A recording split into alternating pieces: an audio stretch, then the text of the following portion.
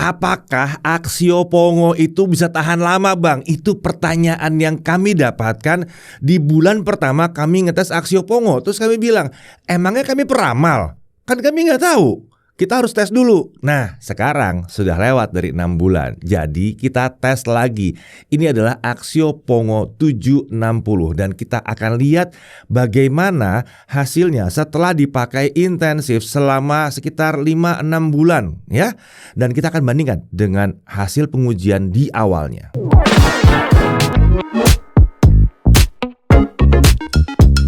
Ya, kali ini kita uji ulang kembali Axio Pongo 760 sesuai dengan permintaan kalian. Karena di awal kami nggak bisa ya, jadi meramalkan ini bisa tahan berapa bulan. Kalau setelah berapa bulan gimana Bang? Ada yang jebol nggak Bang? Rusak nggak Bang? Nggak tahu. Kita lihat setelah 6 bulan bagaimana. Ini adalah Axio Pongo yang dipakai sudah lebih lah dari 6 bulan sebetulnya. Jadi kita dapatkan ini dari pengguna pertama di batch pertama Axio Pongo 760 dijual ya. Dan kita akan tes kembali ya, apakah performanya tetap sama dengan yang dulu atau tidak. Dan apakah suhunya ada perubahan atau tidak. Apakah ada yang jebol-jebol di mana-mana atau mungkin ada yang hilang-hilang cat-catnya segala macam. Kita lihat nanti di sini. Oke, sebelum kita masuk ke bagian pengujian, kita lihat terlebih dahulu kondisi sistem pendingin dari Axio Pongo 760 yang satu ini. Saat kami lihat kondisi sistem pendingin unit yang kita terima ini masih relatif bersih ya. Lapisan debu terlihat mulai terbentuk pada plat logam penutup heat pipe dan kipas, tapi masih tipis lah di sini. Kondisi lubang buangan panas juga terlihat aman dari tumpukan debu, jadi aliran udara harusnya tetap lancar.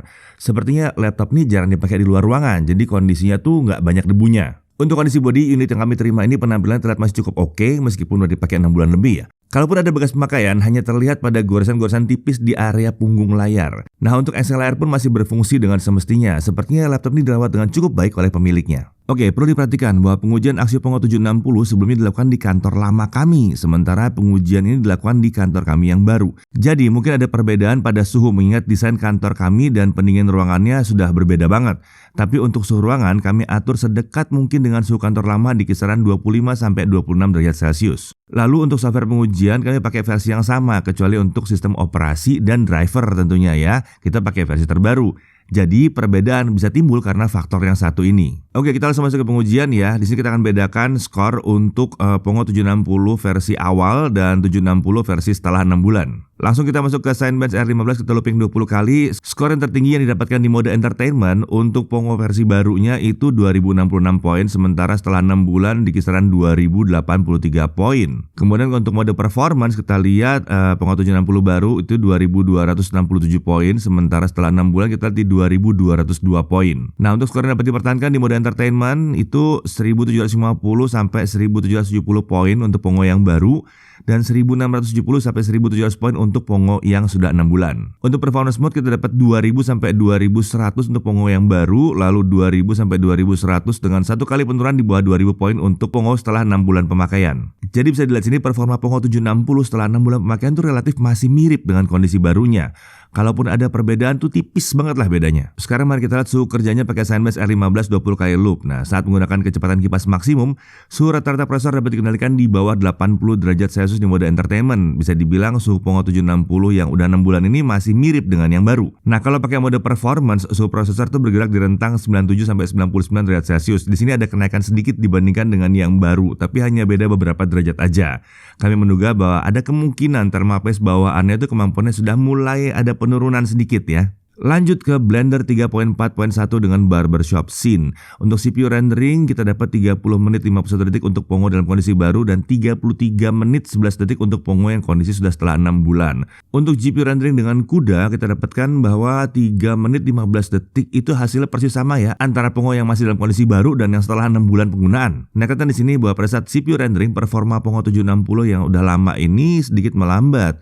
Walaupun ini nggak terjadi ya pada saat kita melakukan GPU rendering. Mari kita suhu kerjanya pada saat kita melakukan GPU rendering dengan akselerasi CUDA. Di mode performance dan kipas maksimum, suhu rata-rata prosesor dapat dikendalikan di bawah 80 derajat Celcius. Sementara suhu tertinggi di disk GPU berkisar di 64 derajat Celcius. Nah, di pengujian ini suhu Pongo yang lama nih yang sudah 6 bulan ini ternyata mengalami kenaikan dibanding yang baru walaupun sebenarnya masih dalam batas yang aman. Lanjut untuk Premiere Pro 2023. Videonya seperti biasa ya, 4K 60 2 menit detik dengan software only. Untuk Pongo yang baru itu kita dapat 9 menit 29 detik. Sementara Pongo setelah 6 bulan dapat dapatnya 9 menit 16 detik. Lalu untuk GPU acceleration dengan CUDA, untuk Pongo dalam kondisi baru itu 1 menit 49 detik, dan untuk Pongo setelah 6 bulan itu 1 menit 54 detik. Kemudian untuk yang video Full HD 60 fps dengan software only, Pongo yang baru itu di 1 menit 44 detik. Untuk Pongo yang setelah 6 bulan itu 1 menit 40 detik. Kalau dia pakai acceleration CUDA, ini tuh Pongo yang baru di 28 detik, sementara Pongo yang sudah 6 bulan ini 32 detik. Dalam pengujian ini perbedaan performa Pongo yang baru dan yang setelah 6 bulan itu bedanya cuma sekitar beberapa detik doang ya. Jadi masih terbilang relatif mirip lah. Dan di sini bisa jadi juga ada perbedaan gara-gara driver dan versi Windows-nya ya.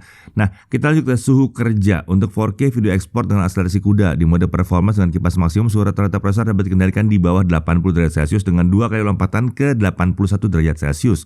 Sementara suhu tertinggi disk GPU berkisar di 59 derajat Celcius. Di sini terlihat juga bahwa suhu prosesor mengalami kenaikan dibandingkan Pongo 760 dalam kondisi baru, walaupun sebenarnya masih dalam batas-batas yang aman. Lanjut ke DaVinci Resolve 18.1 ya. Untuk video 4K 62 menit 7 detik, kita lihat Pongo dalam kondisi barunya butuh waktu 3 menit 30 detik, sementara dalam kondisi yang sudah setelah 6 bulan pakai hanya 3 menit 34 detik, nggak jauh beda.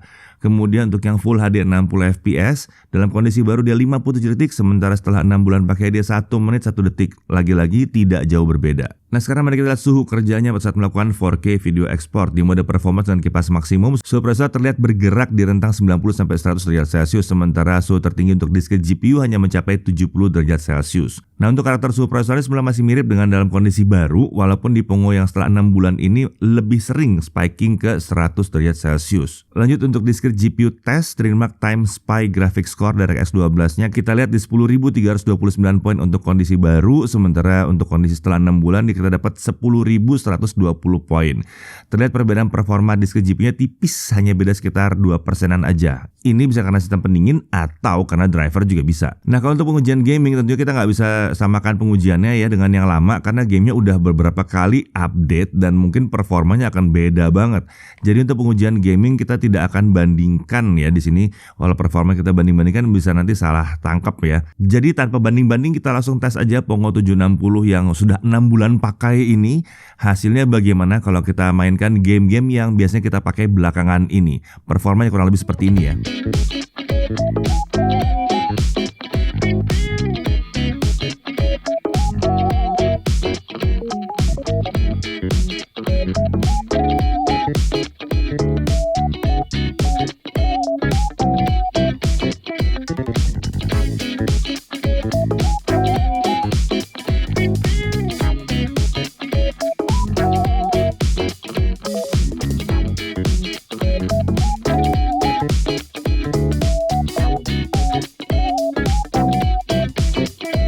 Oke, lanjut. Untuk di Assassin's Creed Mirage selama 30 menit di mode performance dengan kipas maksimum, suhu prosesor bergerak di rentang 96-100 derajat Celcius. Sementara suhu tertinggi disk GPU ada di kisaran 87 derajat Celcius. Nah, kita tes juga di mode entertainment yang merupakan defaultnya ya. Hasilnya adalah suhu prosesor ada di kisaran 78-79 derajat Celcius dengan sesekali lompat ke 81 derajat Celcius. Sedangkan suhu disk GPU ada di bawah 76 derajat Celcius. Nah, ini lebih aman. Nah, saran kami kalau buat gaming sih mendingan pakai mode entertainment aja. Nah, suhu permukaan body setelah setengah jam main game yang terakhir ini, untuk keyboard area tombol F8 tercatat itu suhunya paling tinggi di 52-53 derajat Celcius. Sementara tombol J juga tercatat agak tinggi di kisaran 47-48 derajat Celcius. Untuk WASD aman ya. Sedangkan suhu untuk area sebelah atas keyboard itu di kisaran 51-52 derajat Celcius. Untuk palm rest di kiri suhunya aman di bawah 35 derajat Celcius, sementara di kanan ada bagian yang suhunya bisa mencapai 41 dan ada yang di bawah 35 derajat Celcius.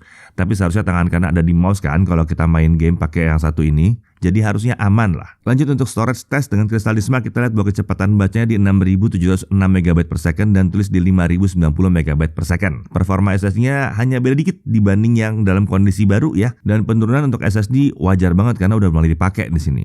Lanjut untuk battery life. Untuk pengujian baterai kami atur tingkat beratnya 150 nits dengan volume storage 25% seperti biasa dan modenya pakai mode entertainment. Nah, untuk 1080p video playback kita dapatkan sekitar 5 jam lah, hampir 5 jam.